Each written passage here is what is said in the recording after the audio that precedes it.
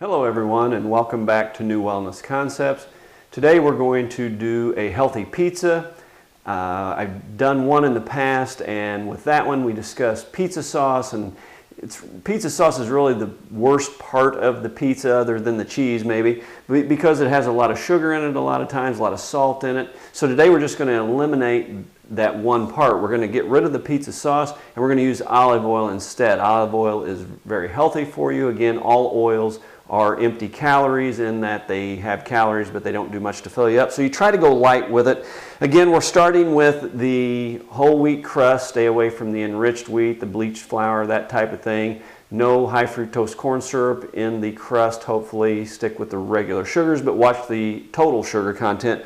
Whole wheat pizza crust, you can find them. They're not easy to find in every grocery store, but they do have them out there. I usually use these thin ones, and I'll explain that here in a minute. And I've already brushed on the olive oil. I always use a brush so you don't overdo the olive oil. I've brushed it all around on the crust so it is ready for the ingredients. You can use really anything you want. You want fresh ingredients, whole foods. Today I'm using artichoke hearts. I buy them quartered and then chop them into smaller pieces. I've got black olives and then diced tomatoes.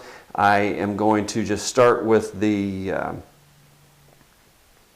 artichoke hearts and spread those around. It's almost like meat. The artichoke hearts have that texture or consistency, and you don't have to be real neat about it. Just kind of spread them on there. Get them evenly spread out as best you can. And I probably use a half a can or so. They do keep pretty well in the fridge if you put them in a Tupperware or something that seals well and put some water on them. They will stay for a while. Then we're going to go to the black olives. Same thing. Just get them on there. Not the prettiest maybe. I've done better under less pressure.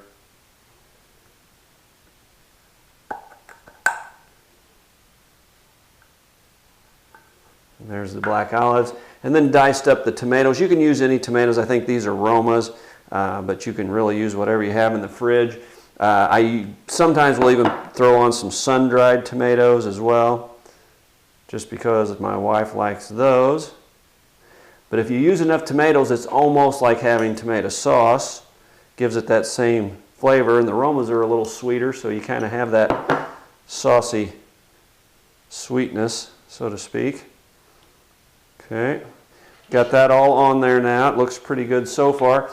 And then we go to the cheese. Again, the cheese is probably the toughest part because everybody loves it, but it's not all that healthy. We want to keep it to a minimum. Just get enough on there to give it some flavor. Cover up all the vegetables and fruit. This is probably a little more than a quarter cup, maybe a third of a cup or so. There we go. And that's very quick, very easy. I would mention that I keep these pizza crusts in the freezer. They're so thin they thaw out in minutes, and they're ready to go in the oven. Follow the directions. I usually put mine on a pan though, because these thin crusts cook so quickly. It's hard to get the fresh vegetables cooked, so I put it on a pan. It makes the crust cook a little slower, and you can cook the fresh vegetables a little better that way. I hope this helps, and we'll see you next time.